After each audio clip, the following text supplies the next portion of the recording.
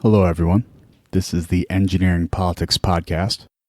This podcast is going to be a bit different than my typical podcast. Today I'm going to go over a current event.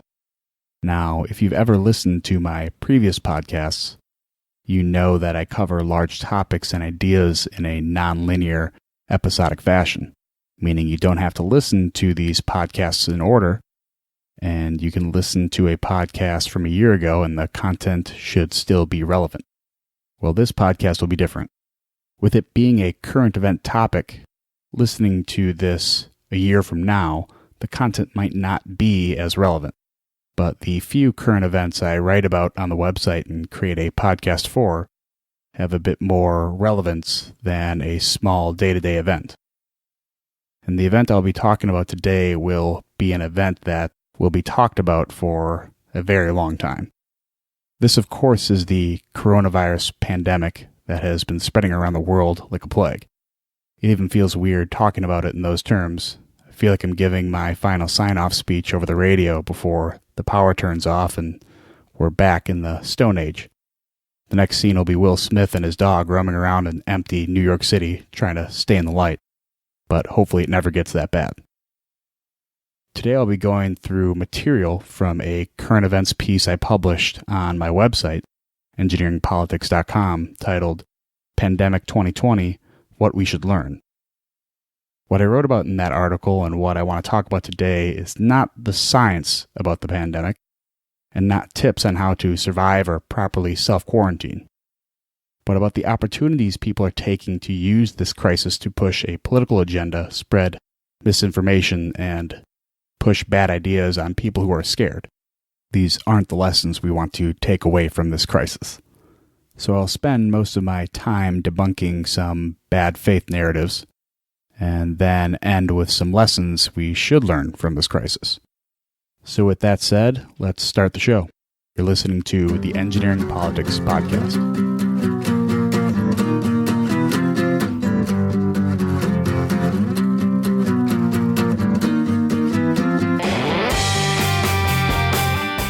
Pandemics suck. Locked down, shut out, and left to our social media accounts and streaming services for entertainment. I mean, this pandemic literally killed sports. So what we obviously should be doing is figuring out who to blame and how we can spin it to make ourselves feel better. Or maybe those aren't the lessons we should be taking away from this crisis. We should not use this moment to score political points, spread misinformation, and promote bad ideas. First, we need to expose this meme going around about how everyone loves socialism when there's a crisis. This idea started with an opinion piece in the New York Times by Farhad Manjoo titled, Republicans Want Medicare for All, but just for this one disease. Now, I do recommend reading this article because he makes a somewhat compelling argument, but a novice understanding of economic systems and how fixed markets really work will help you understand how the thesis of this article doesn't really make sense. I'll go into further detail later. But my intuition always tells me after reading something like this that our education system has failed us. But my sense of reason allows me to see this for what it is and attempt at using a crisis to push an idea. The writer has once again tamed the elephant. And if you don't understand that reference, please do yourself a favor and read The Righteous Mind or The Coddling of the American Mind by Jonathan Haidt. He also might use this reference in his other books and talks, and I have used this metaphor in several podcasts myself, but I will briefly explain. Haidt often uses the rider and the elephant metaphor. The elephant is your intuition, and the rider is your reason. The rider can tame the elephant, but ultimately the elephant is in control. This means your intuition, or the elephant, takes over unless the rider can take control by speaking the language of intuition. In this specific case, my intuition is to assume people who conflate the terms of collectivism and socialism, whether intentionally or unintentionally, are doing this because they are dumb. But in reality, I understand, using my reason, that they are doing this because they are misinformed. Most people don't understand the difference between a single collectivist policy and a continuous socialist policy. A collectivist policy, such as a stimulus package to help struggling businesses and families during a crisis, is a policy that is meant to benefit a group of people rather than promote individualism. A socialist policy, such as universal basic income or UBI, is a continuous flow of capital given to a group of people. Both policies are redistributive because both must be paid for by the federal government, which is funded by the taxpayer. But one is a behavior that does not have a defined end date, and the other is a behavior in a snapshot in time. A stimulus package with a defined end date, or sunset provision, wouldn't fit in the arena of socialism unless that redistributive package became a regular benefit to a group of people. To make it simple, socialism is a long-term behavior using continuous redistributive policy to benefit a group of people until the policy is changed or gotten rid of. And collectivism is a short-term behavior using a one-off policy to benefit a group of people in a snapshot in time. For those people who still believe collectivist policies are considered socialist, remind them of the conditions under which the policy was implemented and all the direction imposed by the government during that time. For example, if someone cites this latest stimulus package as a form of UBI, then remind them that the government mandated people can't go into work, can't meet in groups of more than 10 people, and forced private businesses to shut down. If someone cites free virus testing as a small form of Medicare for all, make sure to remind them of the late response by the government on making sure test kits were available and rationing of testing for people showing symptoms. My point here is not to suggest a completely free market healthcare system would have solved all these problems. In fact, it is one of the few obligations of the U.S. federal government to respond to these types of emergencies. But my point is that these are types of mandated actions government can take once they have control of private industry and control over our social lives in exchange for a monthly paycheck. No one should be using this crisis to sell socialism and leave out all the parts they don't find appealing. Another silly idea floating around is the suggestion that calling coronavirus the Wuhan virus or a Chinese virus is somehow racist. Let's set aside the fact that Chinese is not a race, but a nationality. Describing a disease by where it originally came from is common. See the Spanish flu, West Nile virus, Ebola, Middle East respiratory syndrome, Zika fever, German measles, and many more. But before the media started to circulate the racist dog whistle narrative, they used it themselves quite often, as shown in a great video put together by a conservative watchdog group, the Media Research Center. Referring to the virus by its Chinese origins seemed to only have become racist when President Trump started using it. And it's a bit insulting to assume everyone is too stupid to differentiate between place of origin of a disease and the people with ancestors from that region as a cause of the outbreak. If someone is going to use this to commit racist acts, we can safely assume they didn't become a racist just because there was a disease named after a nation. Better luck next time, CNN. This brings me to my next point. The hammer must come down hard on China once we take control of this outbreak. China is not responsible for creating this virus, but they are fully responsible for spreading it. Now, I did say at the beginning of the podcast to not use blame as a lesson to take away from this crisis. We don't need to polarize an issue that will further divide this country. But it is important to know how to avoid crises like these in the future. There is a great mini-documentary put out by Vox of all people, explaining why a large number of diseases come from China. China, being the utopia of communism authoritarianism that it is, allowed for the slaughter and distribution of wildlife meats as a luxury for the rich and powerful at the expense of the other 1.4 billion citizens of China. These wildlife meat markets, referred to as wet markets, includes bats, in which Ebola likely came from, pangolins, in which COVID-19 likely came from, and endangered animals like tigers and rhinoceroses. This mini-documentary does a great job explaining how poorly the Chinese look out for the interests of their people and how this virus may have spread. If you want to watch the video yourself, I highly recommend it. It is cited in my article, and it can be found on YouTube under the name of How the Wildlife Trade Causes Pandemics by Vox. In addition to the conditions that allowed this virus to enter the human body, the Chinese government managed the situation in a way that would have made Joseph Stalin proud. And you can see this in a great piece from Axios named Timeline: The Early Days of China's Coronavirus Outbreak and Cover-Up. China actively censored healthcare personnel from speaking out about the virus, destroyed evidence in labs at the beginning of the outbreak, and spread misinformation in an attempt to remove accountability from themselves. A study by the University of Southampton concluded if the Chinese government would have acted 3 weeks earlier to properly inform the world of the virus, the number of coronavirus cases would have been reduced by 95%.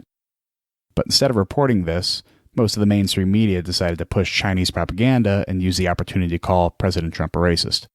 As a result, we may never completely expose the Chinese government for the horrible actions they took, but this is what happens when collective image supersedes individual freedoms as a matter of national policy. Another bit of misinformation going around is the suggestion that President Trump dissolved the office responsible for pandemic preparedness before the outbreak. Tim Morrison, the person leading the directive assigned to make changes to the directorates responsible for pandemic preparedness at the time, wrote in the Washington Post that the narrative was incorrect. In Morrison's article, he stated the National Security Council, or NSC, which governs the directorates responsible for pandemic preparedness, was bloated and needed correction, something Defense Secretary Robert Gates, congressional oversight committees, and members of the Obama administration agreed on. President Trump did not dissolve the pandemic response team. He consolidated several directorates into one to create a stronger team of experts. I strongly recommend you read the article yourself because many media outlets and blue checkmarks on Twitter are still circulating this misinformation for political gain. This piece is cited in my article and can be found on the Washington Post website under the name, "No, the White House didn't dissolve the Panic Response Office. I was there," written by Tim Morrison. We need to do a better job at taking away the right lessons from a crisis like this. The first lesson we should learn is to stop making everything so political. This leads to misinformation and panic not needed at times like this. The second lesson we should have learned is to consider others in a crisis. If you're a young person, you might think to yourself, I'm going to live my life with no fear because I deserve to have fun. And if I get sick, then I get sick. This is easy when you are in a low-risk group during a pandemic. But the risk comes at the expense of spreading it to someone in a high-risk group. Be considerate to the elderly and immunocompromised because one day you will be old or come down with an ailment that exposes you to higher risk. And the third lesson we should have learned is how to build a community. Most of us have close friends and family for support, but building a larger community to support each other in times like these is key. The mental burden of a self-quarantine or the prospect of coming down with a new illness can be more stressful than the illness itself. Social media and streaming services alone won't fill the hole left by little to no human contact. We are naturally social creatures who must build a community to survive. There are many more lessons to be taken away from this crisis, but the most important lesson is to support one another. If we can do that, we will make it through this. This concludes this podcast about the current pandemic. And as I said in the introduction, I'm going to let you in on a few new exciting opportunities. One of these opportunities comes in the form of expanding the reach of engineering politics onto different social media platforms. One of these platforms is ThinkSpot. ThinkSpot is a new platform surrounded around healthy discourse, diversity of thought, and challenging ideological assumptions, which makes sense considering one of the creators of ThinkSpot is Jordan Peterson. ThinkSpot is different than other platforms like Twitter and Facebook because the tools within ThinkSpot are optimized to promote healthy discourse instead of shutting it down. An example of this is something like the traditional like button that has been replaced with several quick options to share constructive praise or criticisms. ThinkSpot, as of today, is currently in a closed beta testing process. You can sign up to join the closed beta, but I will make sure to let you know when the full version is released. Another social media platform featuring engineering politics is the Rubin Report community. The Rubin Report, created and hosted by Dave Rubin, is a subscription-based community. This separates this platform from the others because trolls and bots are not willing to pay a subscription fee, no matter how small, to troll a community. Although this platform is filled with content created by the Rubin Report, there is another element to what Dave is trying to create. This element is called Locals. Locals is a subscription-based community solution that gives power to the creators, not the platforms. This means any content creator, and by creators I mean podcasts, articles, books, art, clothing, non-binary, action figures, you get what I mean. But any creator can start a Locals community and produce content for their audience. Supporters of that community can consume free content or pay a subscription fee to consume limited subscriber content. Now, this isn't a new idea, paying someone to get their special content, but no other platform builds this type of relationship between a creator and his or her supporters. And of course, Engineering Politics is part of this community and has its own community. Actually, one of the first communities ever created on Locals. So, this is me asking if you enjoy this content, whether in this podcast format or on the website. Please join the Engineering Politics Locals community at engineeringpolitics.locals.com. You can show your support by paying a monthly subscription fee so I can keep producing independent content. Or you can just join the community for free and get its content right away as it's released. The only way we can build a culture of independent thought, honest debate, and free speech is by building communities like these. So let's build a community together. For more on Locals community, read my new article titled Building a Community on my website on the written content page. Well, you made it to the end. Until next time, this is the Engineering Politics Podcast.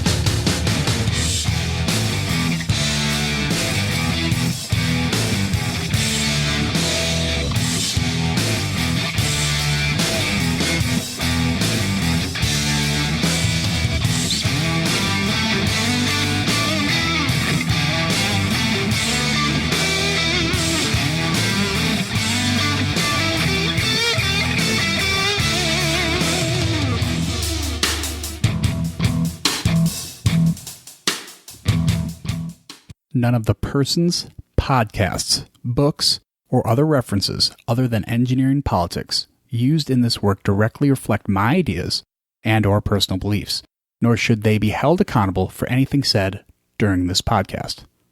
Thank you for listening.